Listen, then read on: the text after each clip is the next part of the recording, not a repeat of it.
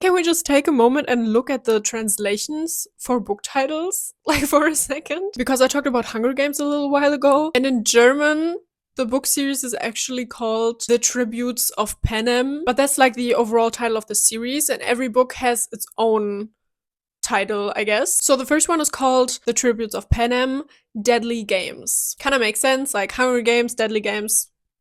Kind of close, I guess. But then we have the second one. In German, it's called The Tributes of Panem, Dangerous Love. And I'm just here wondering if this is a romantasy book, because what do you mean, dangerous love?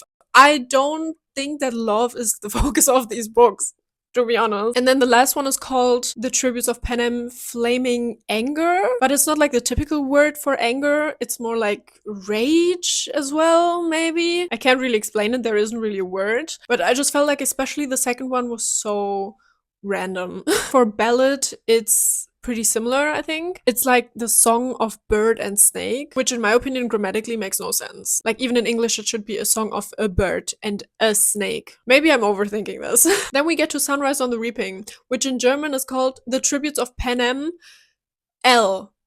So that really confused me until I found out Songbirds and Snakes is also called X.